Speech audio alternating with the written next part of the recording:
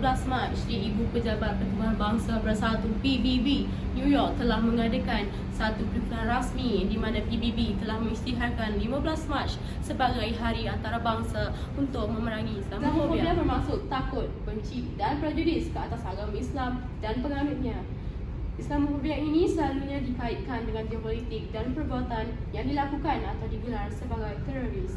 Orang Islam di negara Arab dan Asia termasuk negara Malaysia sering menjadi ancaman bagi kaum Islamofobia walaupun pada ketika umat Islam hanya melakukan solat jemaah. 15 Mac dipilih bagi memperingati insiden serangan berdarah ke atas jemaah Muslim semasa mereka solat jemaah di dua buah masjid di Christchurch, New Zealand pada tahun 2019. Peristiwa yang turut menggemparkan masyarakat antarabangsa itu telah menyebabkan kematian seramai 51 orang dan kecederaan kepada 40 orang yang lain termasuk warga Malaysia. Resolusi ini mengecam segala bentuk tindakan keganasan atas sebab agama atau anutan kepercayaan serta serangan tempat ibadah yang melanggar perundangan sejagat. Apakah yang menyebabkan Islamofobia ini wujud? Ia mempunyai dua faktor, iaitu faktor luaran dan faktor dalaman. Faktor luaran disebabkan kurangnya pendedahan dan ilmu pengetahuan oleh masyarakat tentang ajaran Islam. Sistem pendidikan yang sedia ada tidak mempunyai aspek khusus untuk memberi pendedahan kepada masyarakat tentang ajaran Islam.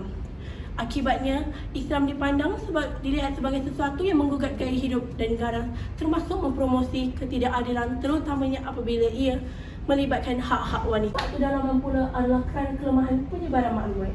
Media-media kebanyakan dimiliki oleh orang bukan Islam dan seringkali Islam ini diberikan liputan yang negatif. Didapati juga media tidak mempunyai maklumat yang tepat mengenai keganasan oleh gerakan agama yang lain. Bahkan tiada data yang lengkap negara Islam menjadi mangsa keganasan akibat daripada Islamofobia.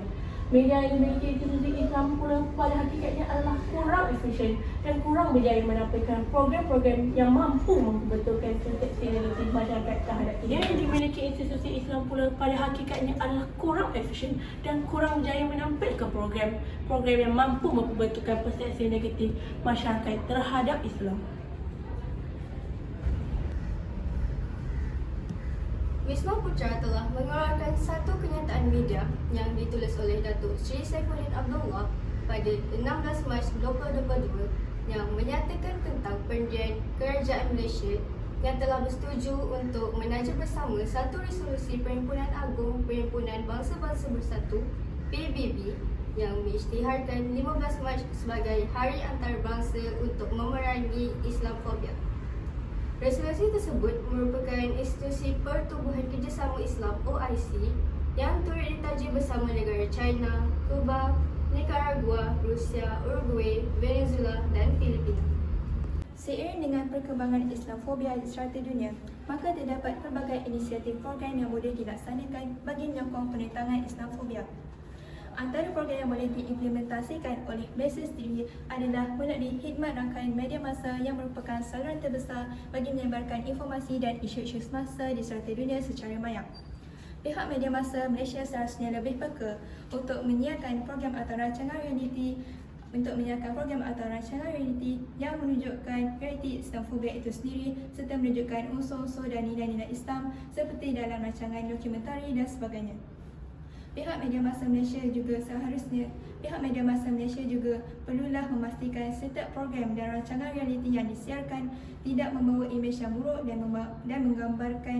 tidak membawa kesan negatif dan menggambarkan imej yang buruk terhadap masyarakat Islam kerana ia akan menimbulkan salah faham terhadap masyarakat bukan Islam. Rancangan realiti seperti Jejak Rasul dan Forum Perdana Hal Ehwal Islam merupakan salah satu inisiatif program yang boleh dilaksanakan secara khas sepenuhnya tarikh 15 Mac bagi menyokong penentangan Islamofobia di Malaysia. Penentangan Islamofobia bukan sahaja perlu diimplementasikan di Malaysia, malah ia juga perlu diambil cakna oleh setiap negara yang terlibat dalam Pertubuhan Bangsa-Bangsa Bersatu. Aplikasi media sosial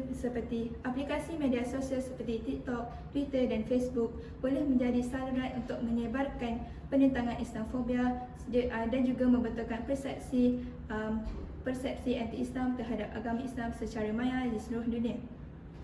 Sekiranya setiap negara berganding bahu bagi memerangi Islamofobia, maka ia dapat membetulkan pandangan golongan anti-Islam serta menghentikan kezaliman dan penghinaan secara membetul-betuli kepada masyarakat umat Islam yang tidak bersalah.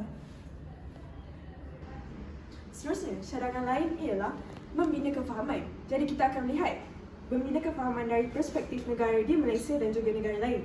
Jadi negara di Malaysia membina kefahaman ini kita boleh melakukan dengan meletakkan silibus mata pelajaran pendidikan Islam di dalam silibus pelajar di sekolah rendah.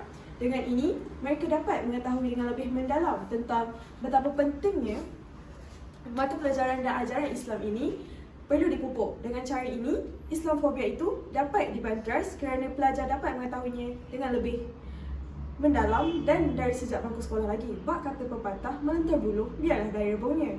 Jadi alang-alang itu, kita bolehlah melenturnya dengan mengajarkan mata pelajaran ini di dalam silibus sekolah. Itu adalah dari segi ajaran, itu adalah dari segi negara Malaysia. Seterusnya kita akan lihat dari perspektif negara lain. Negara lain juga mereka boleh mengadakan kempen kesedaran tentang betapa pentingnya kita perlu memahami kefahaman dan betapa pentingnya untuk kita membantras perasaan Islamofobia ini dalam kalangan masyarakat. Dengan itu, orang Islam dapat mendapat ilmu pengetahuannya lebih mendalam dan juga orang bukan Islam dapat membuang perasaan antagonis atau perasaan rasis terhadap orang Islam itu sendiri.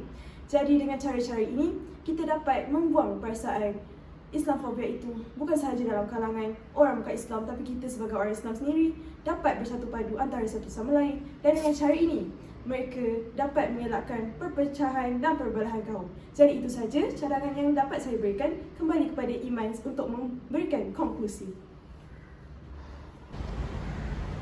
Kesimpulannya, tarikh 15 Mac seperti yang diisytiharkan oleh PBB merupakan tarikh penting sebagai satu inisiatif bagi mengubah perspektif golongan anti-Islam yang menganggap Islam sebagai pengganas.